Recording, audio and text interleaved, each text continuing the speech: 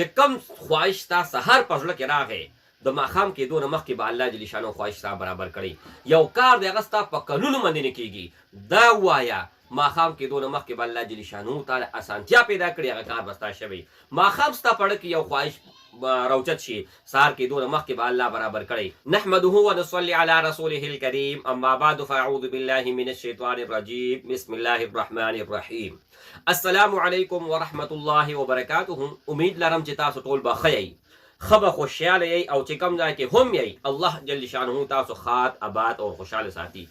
زما عزتمندو ډېر ملګري داسې دي چې هغوی خواهش لري چې مونږ سره جنات شي یا پرې شي یا چې کوم دی نو داسې یو طاقت مونږ سره شي چې مونږ څه چلو کو، مونږ د هغې نه څه فایده والو، یا مونږ ته محسوس کېږي، یا مونږ سره یو فاور شي، یا داسې یو شی شي چې زمونږ حفاظت کوي.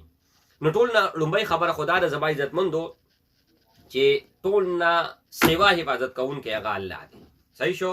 خو الله جل شانه بیا مونږ ته لارې ښولې دي چې مونږ په کومه لاره ځو. چې کم انسان 5 وخته مونځ اودس کوي او د هر مونځ نه پس 5 پیرې آیات الکرسي وایي، نو دی د ورځې دا عمل وکړي، نو ده ته پته ولګي چې ده سره څه شته او که نشته. خپله به چې کوم دی نو ده سره حاضرات راشي، او خپله به چې کوم دی نو ده ته محسوس شي چې یو ما سره څه طاقت شته، زه هم چې کوم دی نو یو شی یم. نو زما عزتمندو دا تاسو په پابندۍ سره وکئ، ویې کوئ ټول عمر، کولو دپاره ټول عمر دی. خو چې یو هفته وکئ، یو هفته پس په تاسو ته پته ولګي چې او سرالل او ما سره چې کوم دی نو څه طاقت الله جل شانه ملاو کو. نو زما عزتمندو دې سره یو بل عمل هم در کومه، هغه دا دی چې سوره توبې اخري 2 آیاتونه، بسم الله الرحمن الرحیم، لقد جاءكم رسول من انفسكم عزيز عليه ما عنتم حريص عليكم بالمؤمنين رؤوف رحيم فإن تولوا فقل حسبي الله لا إله إلا هو عليه توكلت وهو رب العرش العظيم. چې کوم هم سړی دی هغه داسې کوم قرآن مجید اوچت کوي، او قرآن مجید کې چې کوم دی نو سوره توبه راوباسئ، آخري 2 آیاتونه دي. دا مې تذکر وي لقد جاءكم رسول من انفسكم، چې تاسو ته پته ولګي چې کوم ځای کوم ځای پورې دی. نو زما عزتمندو چې کوم سړی سهار مونځ نه پس، ماښام مونځ نه پس 2 پیرې دا وایي، څلورو طرف ته شبکۍ په خپل لاس شبکۍ په ځان باندې راکاږي، نو قیامت خو به راشي، خو د دشمن دله به چې کوم دی یو ویښته هم ضایع نه کړي، او دشمن چې د ده نوم اوري نو هغه به 10 میله د ده نه لرې تښتي. ډېره پاورفل ده، ډېره مضبوطه ده، او ډېره عظیم وظیفه ده. عظیمه به ولې نه چې د قرآن مجید آیاتونه دي. ما په خپل کور کې نه دي جوړ کړي، انا چې کوم دی نو ما خپل طرف نه چې کوم دی نو دا عمل خولی دی. دا د رسول الله صلی الله علیه و آله وسلم مبارک عمل دی.